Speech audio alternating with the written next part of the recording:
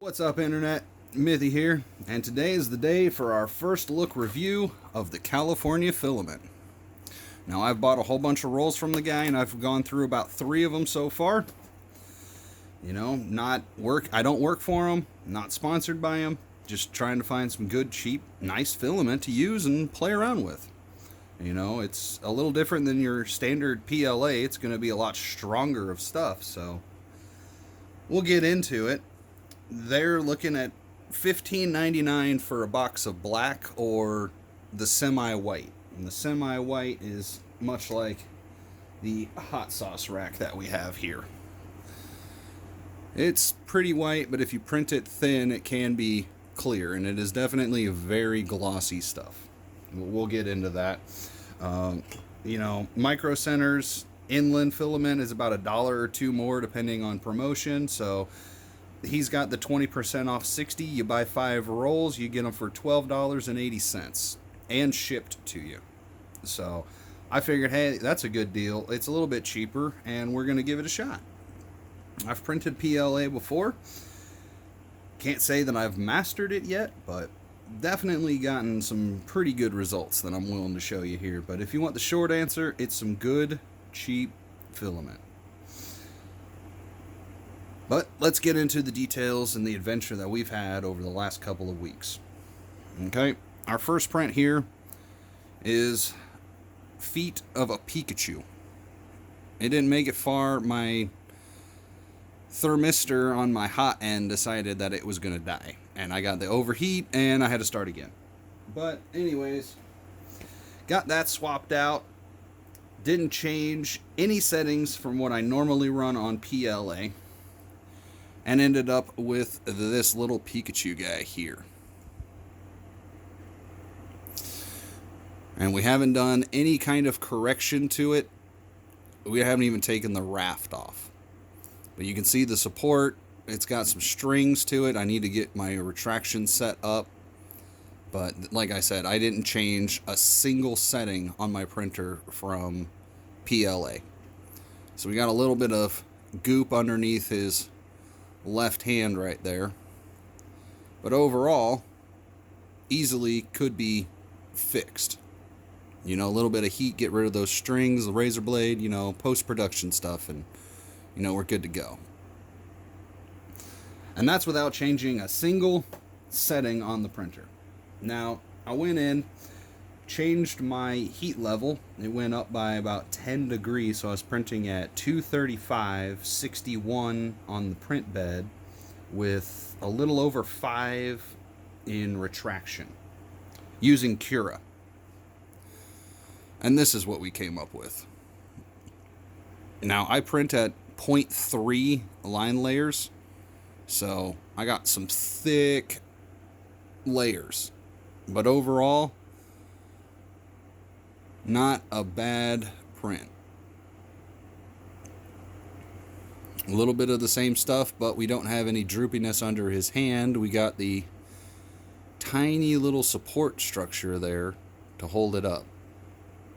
Now this is with my settings on Cura. He uses Slicer, and he will send you any of his stats and anything that he runs when he prints with this stuff, and he thinks it's great. And honestly, it's not bad. It's some pretty good, decent stuff, especially for the price. I would go ahead and say it's pretty great. But he uses Slicer. If you watch my other video, the unboxing video, I have it linked in the description of his settings, so they're easily found on my Google Drive. But this is what I got when I changed to his settings in Cura. They did not transfer over. We got a gap right there on his chest, a crack. It didn't fill.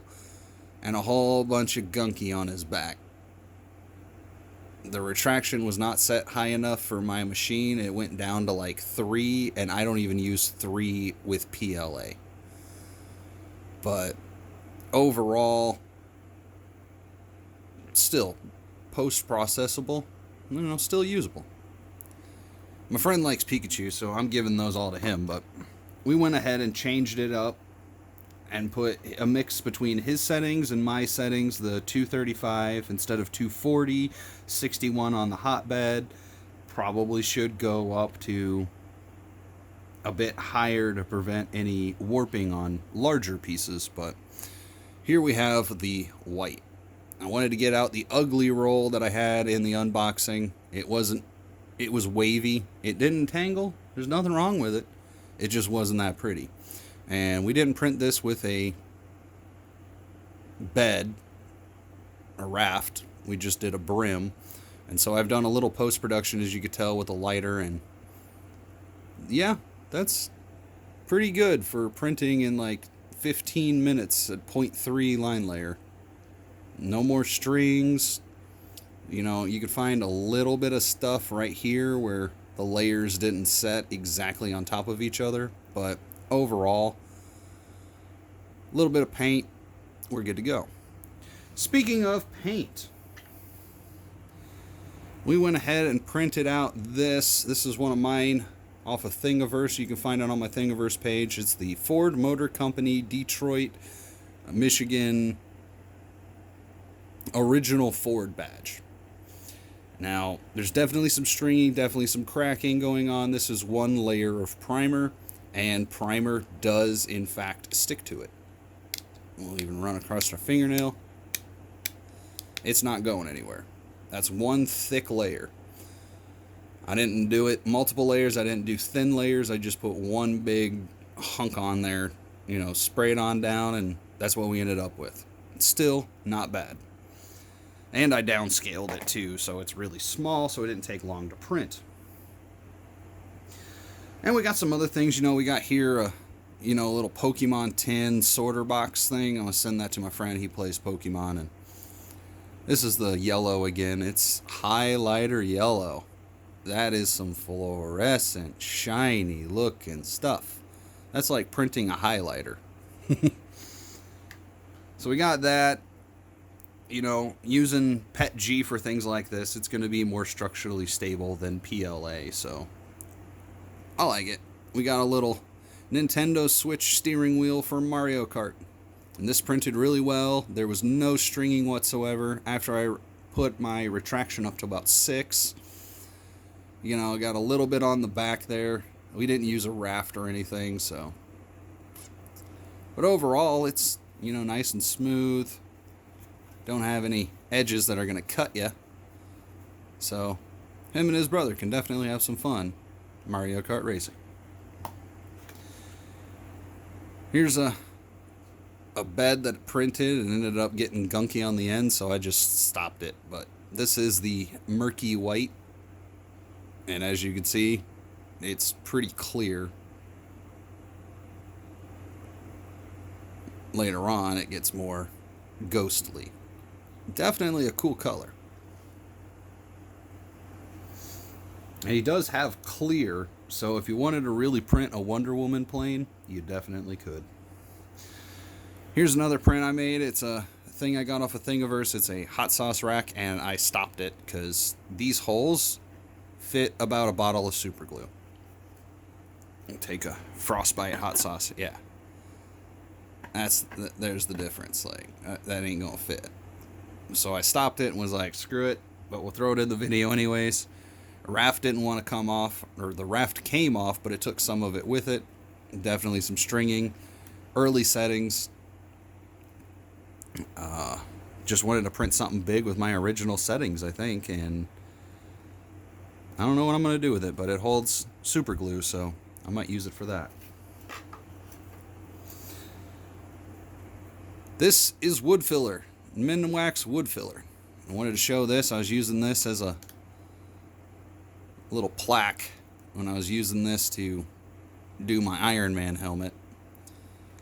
Wood filler does stick to it, except for this glop right there, but other than that, you know, I'm scratching the wood filler off, but not off of the plastic. Worked really nice as a little test palette, but I think this is part of that came off there before they took it with the raft. But I wanted to get into printing larger things on the print bed, and that's where I found a little bit of a difficulty shortcoming. Now, it could have been me, but I don't think so. Now, the problem was, after printing all of these, I ended up getting a hole in my print bed. I use a magnetic print bed, double layer. You can watch my video on how I do it with my machine with the infrared, but I didn't wait for the item to cool. I just peeled the hotbed off, bent it, and it didn't want to come off, and so I kind of grabbed it and pulled it, and it ripped a hole. And I figured, hey, that's an old print bed. It could have easily been my fault. But it happened 2 more times. Now, these are cheapo print beds that you buy off of eBay. Not the greatest quality, but for PLA and most of what I do, not a problem. And I printed on these with this stuff. Small items, not a problem. Bigger items, ended up getting a hole in them. Now, this is what I use here. It's an Ender magnetic. And what I'll do is I'll lay down some aluminum gaffer tape, one of those cheapo build plates on top, because nothing sticks to this Ender. I don't know why everyone's so much on about Ender. This shit sucks. Nothing sticks to it but tape. No print sticks to this. I've tried 3 times and gave up and said, you know what? I'm going to just do it my own way. With the tape, it works absolutely great. This I've printed on probably about a dozen times now. And it probably can go back on the machine after being straightened again without any issues. On bigger items, it kind of peels up, and that's what led to a lot of the warping, as well as not having my print bed sit as high. I like 61. It works for PLA, works for Flexi, works for all different kinds of things. I found 61 to be like the perfect spot for my printer. Anyways, we went out and printed out some of these guys off of Thingaverse, and now this, it's a PVC connector. A guy made it for his kids to make a fort, and I use it to connect PVC pipe and make an indoor grow garden tent. You know, keep it cheap. PVC is pretty cheap. Mylar camping emergency blankets are pretty cheap, but I messed up. This is on me. I printed it at 15% filament, and as you can see, it broke. Don't use 15% in structural items. I cranked it up to 60. Now my grow garden tent, it looks freaking great. That's for another video, though. Definitely some sound, strong stuff. You know, paint will stick to it as long as you primer it about 4 or 5 times. So you don't want to use it for that, but making door hinges, I would see this working just fine anywhere above like 60-75% infill. But primer sticks to it. You can paint it. Wood filler sticks to it. Would I say it's, you know, cosplay quality, or if you want to smooth it? No, not really, but if you do have a soldering iron, you could smooth out your print. But the next test is my first design hot sauce rack. And these are 49mm holes, pretty much the universal standard, at least to what I thought, of hot sauce. So, it fits. But it's not tall enough, and I can see bottles coming out.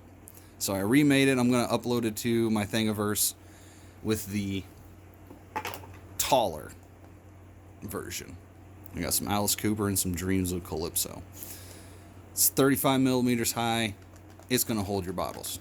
And a lot of these, you don't need to refrigerate, so I figured I'm going to make myself a display rack. I want to show off my hot sauce.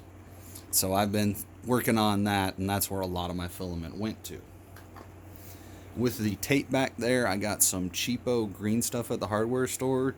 It worked, but not well. And then I grabbed the blue tape, and it worked. Still, again, print stayed in place, but with larger items, it was peeling up without the tape peeling up. So I took a layer of glue stick, put it on top, and it fixed it for the most part. So a lot of these are going to be pretty darn well flat. You know, you got a little bit of warping right there where it peeled up, but not enough to really cause a concern or have to reprint it. So if you guys like hot sauce, be on the lookout for that design. But we're talking about the filament here. I glued these together about 4 or 5 days ago. We used Gorilla Glue Super Glue Gel. I don't have the bottle handy, but it's some good glue. It works on PLA, it works on a whole bunch of stuff, and we're going to test it. So we got a hard surface here, kind of with the box. Scoot that forward there. We're going to take this, we're going to drop it. So we're going to drop it from about 3 feet. Works. Let's take it up to about 6 feet.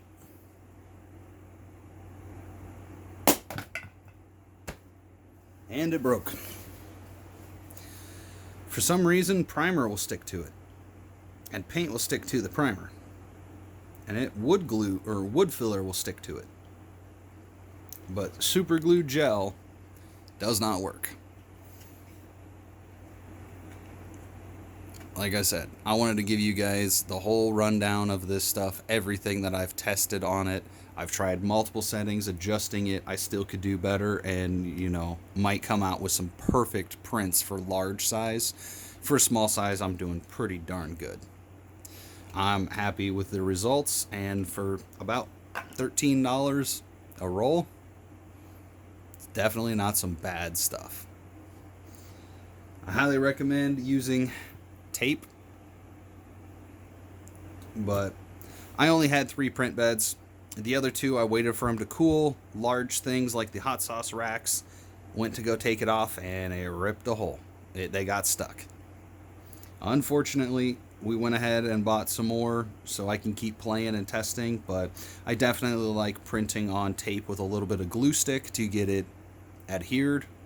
You know, we're using Scrapbot, my good old machine right up over here. Some good stuff, fully upgraded. But before you go and before you think that, you know, none of these prints really look all that great, I can tell you this. After post-processing, things will work. Because here is my largest print scaled down. It's Nightmare Foxy off of a guy from Thingaverse. Had to print it in sections. I cut it down for smaller size printers. If you got an 8-inch print bed, you can print this. Now, we went ahead and painted this after 5 layers of primer. Hot glue will stick to it. Super glue, after it's painted, sticks to it pretty darn well. I'm trying to pull it, probably about the force of dropping it from 6 feet. It's just fine. But, you know, the teeth and everything, they're supposed to be jagged on the print, so it came out just nice. All the strings are gone. It's structurally sound. Got some mesh in there and hot glued on this felt and kind of burnt it, singed it up a little bit. Give it that worn look. And as you can see, there's not too much wrong with that at all. It's a little too dark, you can't see the infill, but we printed it at about 30%. Anyways, it worked. I'm pretty happy with the results. And for $12, I only used about half a roll on this. That's some good stuff. And it didn't take too long either. I think that's why everyone cranks their heat up on their machines so dang much. It melts the plastic, man. It'll go straight through it. And it works. It'll work on tape. It'll work on print beds. It'll work on cheapo print beds from China on eBay. You know, a quick little $3, $4 print bed. But I like magnetic. I'm pretty sure so do you. Anyways, guys, before the video gets way too long, we're about 20 minutes. If you watched it this far, you know, go check them out. Maybe buy a roll if you want to I would say, you know, buy 5. Get the discount. You're probably going to use a whole roll just getting your printer set up for this filament. That's the problem with changing filaments, but it's well worth it, I think. And it'll transfer over. I've printed with the Inland, you know, PETG stuff before with the same settings I have with this, and not a problem. So keep exploring, keep building, checking them out. Go check out my Thingaverse. I'll link it in the description of the video. Thanks for watching. Have a good day. Bye.